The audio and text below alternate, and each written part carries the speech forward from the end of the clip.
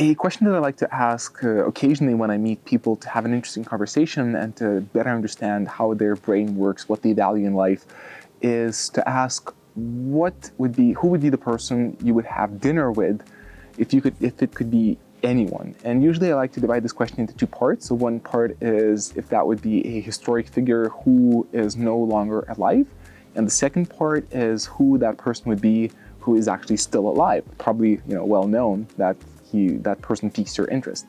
So in this video, I wanted to first of all involve you and ask you the same question. So who you would have dinner with, dead and alive?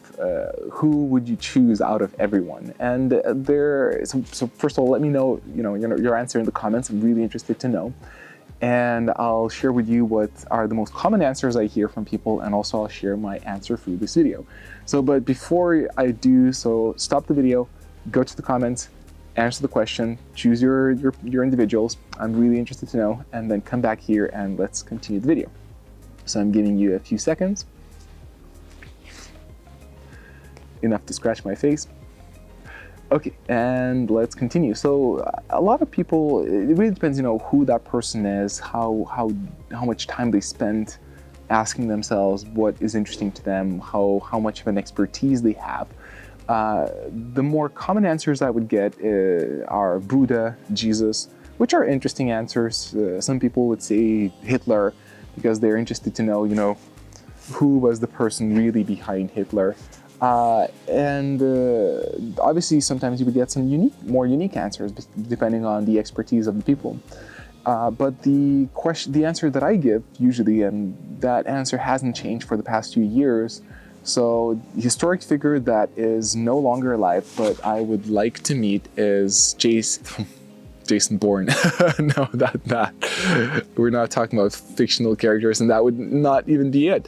My character, my historic figure is Steve Jobs, and I met some other people who choose Steve Jobs as well, but that's really my own choice. And it's funny because it doesn't even go that far. Steve Jobs is not alive anymore for not that many years.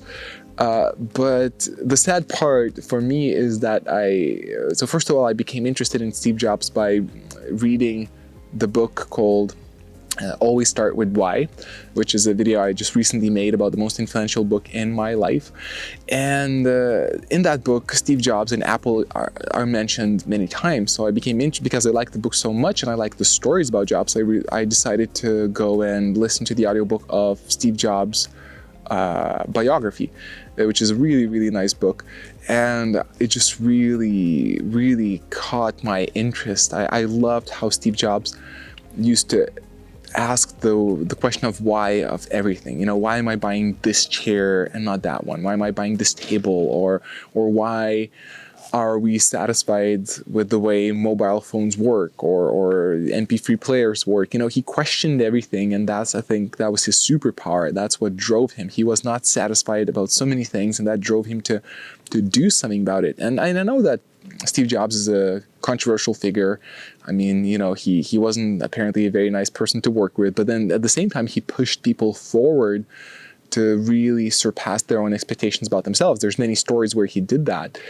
And also too, he kind of made me question, because I value being a nice person. I like to be liked by people. But then Jobs wasn't worried about that. And I think that was a strength in him as well. Obviously, not a nice part too, but the strength in the sense that he didn't care that much about what people think. He didn't stress the importance of wanting to be liked by people.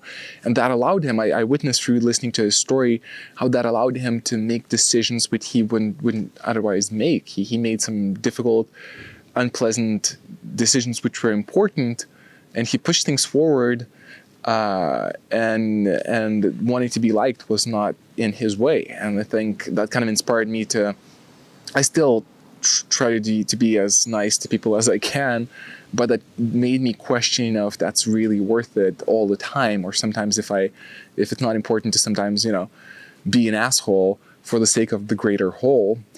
But yet again, Steve Jobs is such a big personality and there's so much to talk about him. But yeah, I was coming back to the beginning of the story. I was quite upset that he died before I was able to meet him. That I won't have that chance anymore. I would be really interested to get into his mind and to talk to him and to see how he really works. What's the person behind the story, the legend? but yeah, so I was sad when I finished the audiobook. I was sad that I will never get to meet him, but it is what it is.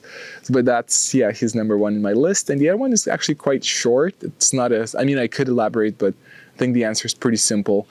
I usually say two individuals, so a live person who's still alive.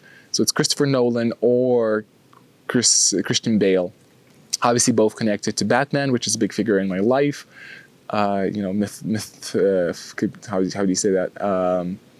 Fantasy figure, but still, I nevertheless, the fact that they are connected with Batman through those movies, that wouldn't be necessarily my main subject to talk to them with, although I would be fascinated to talk to them about that. But beyond that, I really admire Christian Bale as an actor. How focused he is and how he completely allows himself to be swollen by whatever he's portraying. I really respect that kind of focus and dedication, why he was, I think, perfect to play Batman.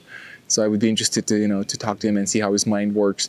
And also Christopher Nolan. I think Christopher Nolan is kind of a Batman himself in movies. He has a very clear vision. He's very driven, very dedicated, very intellectual. I love, he also, when I listen to him talk, he very much also kind of stresses the why. He always thinks about why he's doing things, and he has a reason behind his actions, like a deep reason, a well thought out reason. And that inspires me as well. And I'd love to, sit down and talk to him about, again, how his mind works.